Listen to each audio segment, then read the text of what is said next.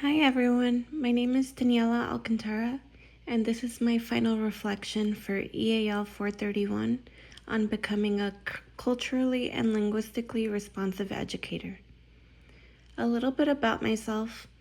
I am a Spanish speaker as well as a first generation student. I am a new mom to a baby boy who is now almost 11 months old. You can see us in the picture on the second slide of my presentation. I am an early childhood and elementary education major, and I am working on an ESL minor. I aspire to be a first or second grade teacher upon graduating, and I now have field experience in a pre-K, kindergarten, and fourth grade setting.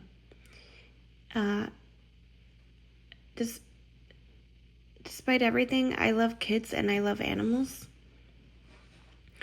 When ranking the guiding principles, I ranked culturally responsive teaching united students, schools, families, and communities with the most importance. The way I see it, in order to do a good job of being culturally responsive in our teaching, we must work not only with our students, but with the communities and families. I ranked culturally responsive teaching as assets-based, with the second most importance because we must remind and reiterate to our students that our differences and abilities in language are strengths and not deficits. I ranked culturally responsive teaching leverages students' linguistic and cultural backgrounds third, as we must teach while keeping in mind our students' cultures and their experiences that they have gone through in life. I place culturally responsive teaching simultaneously supports and challenges students. Fourth, this principle states that we must support our students regardless of their demographics and where they come from, but we must also not make things too easy for them because of any differences between them and their peers. Lastly, I ranked culturally responsive teaching places students at the center of learning. I just don't think that this can apply with those students due to age. However, at times it does, like at my current placement, it would because the students are old enough to contribute to the learning, with them being fourth graders and all. This was just my thinking process in the rankings, and I think all of the principles are important, and they all contribute to being a culturally responsive educator. My reflection on the guiding principles. I wasn't able to compare my current rankings to my initial listing on the guiding principles because I couldn't find that post, but I am sure that there were changes in my viewpoint. I now have new knowledge regarding the principles and a better understanding of how they apply to the students in the classroom, hence whatever changes I did have in my perspective. If I were to propose a guiding principle, it would be one that would include teachers' reflection on their work and the inclusion of their students.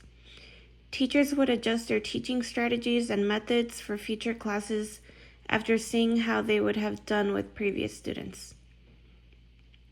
This principle would allow teachers to remain privy to how their methods affect their students.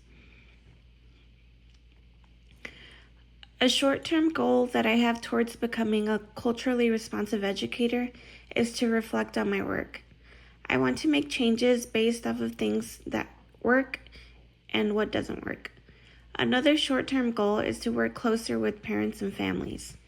Parents and families have a lot of influence on students, and if there is comfort, respect, and a relationship between families and teachers, then their students will want to meet the goals that each place.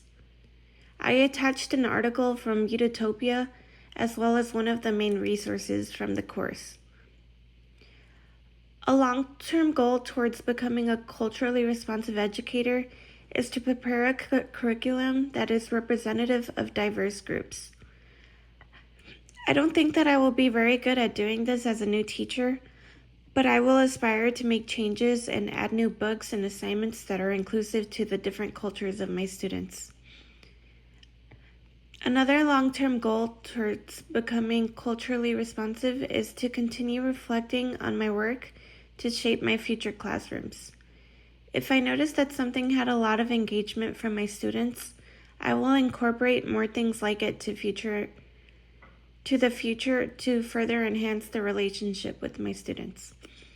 The resources that I attached include an EdWeek article on culturally responsive pedagogy and a Utopia article. One thing that I would like to start doing in order to become a more culturally and linguistically responsive teacher would be to be inclusive in messages in the classroom that let my students know that I believe in them and that I am there for them, much like Miss Alhaiki did in her classroom.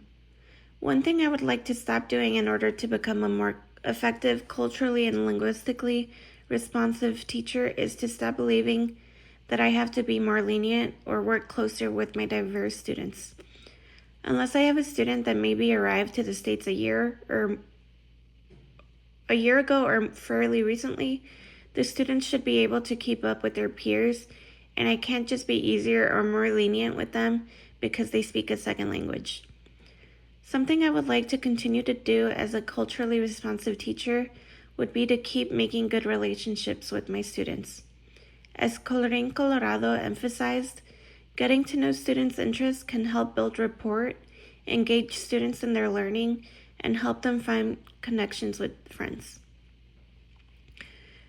This course has helped me further my understanding on how to be inclusive towards all students. This goes beyond displaying flags and pictures in our schools and within our classrooms. It is more about adjusting to the knowledge and experiences that our students have. I also found that relationship building is super important towards culturally responsive teaching. Not that that is new to me. Establishing bonds and ties with our students promotes their comfortability and their engagement within the classroom and within the school. Thank you all for listening.